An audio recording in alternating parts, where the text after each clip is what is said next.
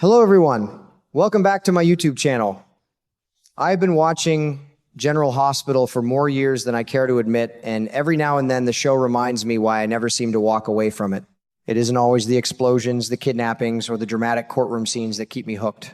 Sometimes it's a single sentence that slips into a conversation so casually that most people barely notice it.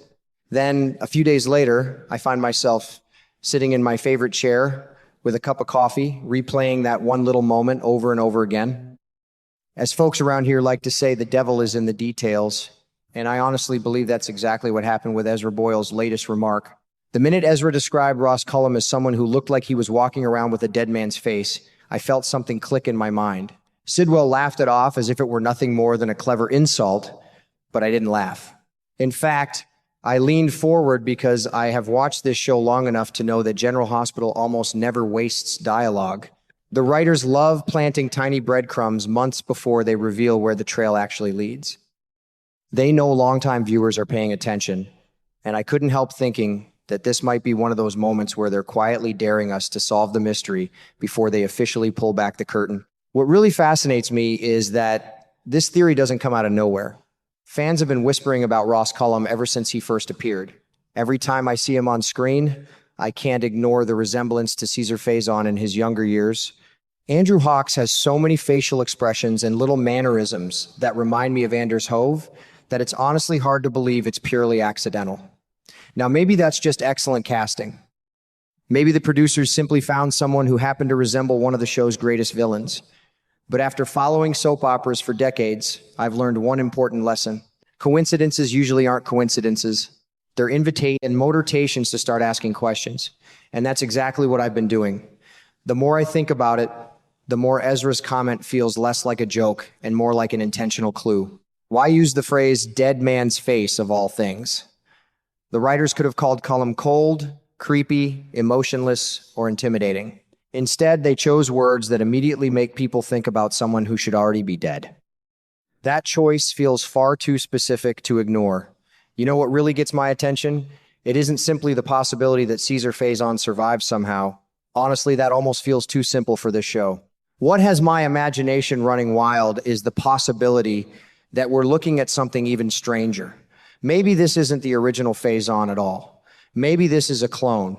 Maybe it's a genetically engineered copy. Maybe it's someone carrying pieces of Faison that were never supposed to exist again. If someone had suggested that to me 10 years ago, I probably would have laughed. But today, after everything General Hospital has thrown at us over the years, I wouldn't dismiss any possibility. That's why I keep going back to those old storylines involving Henry Dalton. I remember when everyone was focused on the mysterious research project, trying to understand what it really meant. At the time, many viewers assumed it was simply another scientific subplot that would disappear once Dalton's story ended. I wasn't convinced then, and I'm even less convinced now. Looking back, it almost feels like the writers were laying the foundation for something much bigger. Soap operas have a funny way of making old storylines suddenly become important again years later. They'll leave an idea sitting quietly on the shelf until everyone forgets about it, then suddenly dust it off and reveal it was part of the master plan all along. The cold fusion project fits into that puzzle almost too perfectly. Lisa Lobrecht completed the prototype, and we already know it was connected to Faison's final ambitions. That's a detail I simply can't overlook. If the technology surrounding that project continued developing behind the scenes, who's to say it wasn't used for something far more disturbing than anyone imagined? Every time the show introduces cutting-edge science, I immediately become suspicious, because science in Port Charles rarely stays inside a laboratory. Eventually, it spills over into people's lives in ways nobody expects. Then there's Liesl herself, and I honestly think she may be the biggest clue of all. This woman was kidnapped. She was forced to continue the cold fusion work against her will. Ross Cullum clearly needed her knowledge more than almost anyone else. Under normal circumstances, wouldn't the mastermind behind such an important operation want to supervise her personally? That's what doesn't add up for me. Instead, Cullum consistently stayed hidden. He let Cassius Faison handle the dirty work. He relied on henchmen to escort Liesl everywhere she needed to go. He kept himself just far enough away that the two of them never actually stood face to face. That decision feels incredibly deliberate. The longer I think about it, the less I believe it was done for security reasons. I think Cullum was protecting a secret. If there is one person alive who could recognize Cesar Faison beneath a different hairstyle, a younger appearance, or even some kind of experimental reconstruction, it would be Liesel Obrecht. She shared too much history with that man. You don't simply erase years of memories, betrayals, obsessions, and emotional scars. People who know each other that deeply notice things that nobody else ever sees. A familiar look in the eyes, a smile, a habit, a certain way of standing still. Those little details often reveal more than fingerprints ever could. As I sat there thinking about all this, another memory suddenly came rushing back to me. And I honestly think it's one of the biggest reasons this theory refuses to leave my head. Jack Brennan once revealed that Cesar Faison's brain didn't simply disappear after his death. It was transferred from Kevin Collins' office into WSB custody. That alone was shocking enough. But then we learned Victor Cassadine was involved during that entire period. Now, let me tell you something. Whenever Victor Cassadine and secret government agencies are mentioned in the same sentence, I immediately stop assuming anything is impossible. If Victor had access to Faison's remains, if WSB possessed his brain, if advanced scientific research was quietly continuing behind closed doors, then suddenly this outrageous theory doesn't sound nearly as outrageous anymore. Lord have mercy.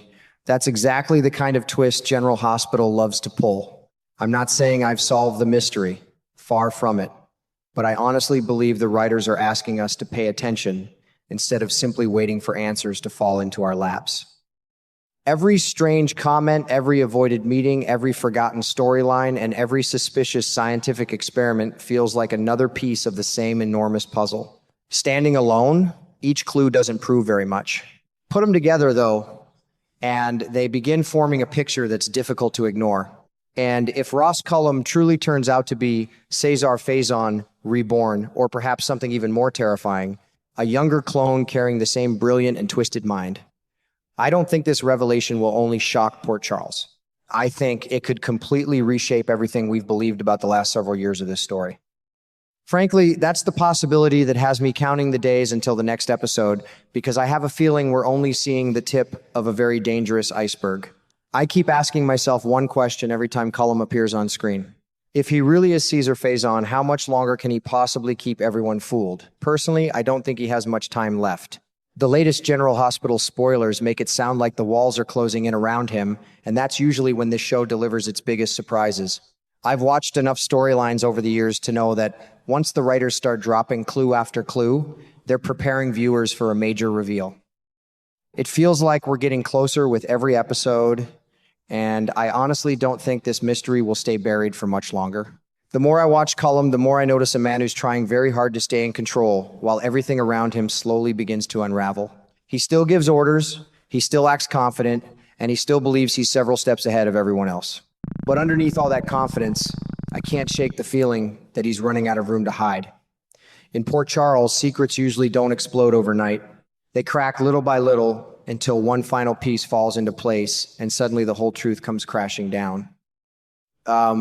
Another detail that keeps pulling me back into this theory is Cullum's apparent health. For a while, many of us assumed Huntington's disease would eventually catch up with him, yet he doesn't seem to be showing the signs people expected. That immediately makes me think about the mysterious substance Britt received earlier. If that injection was actually a legitimate treatment instead of poison or simply saline, then maybe we've all been looking at it from the wrong angle. What if Cullum has already used the same treatment himself? That possibility changes everything because it could explain why he appears healthier than he should. No matter which direction the story goes, I don't believe we'll be waiting very long for the answer. The clues are becoming too obvious, the tension keeps building, and Cullum's position seems weaker with every passing episode. If I've learned one thing from decades of watching General Hospital, it's that secrets never stay hidden forever. Sooner or later, someone sees something they weren't supposed to see, and once that happens, there's no putting the truth back in the shadows. I have a feeling that moment is almost here, and I can't wait to see how everything finally comes together.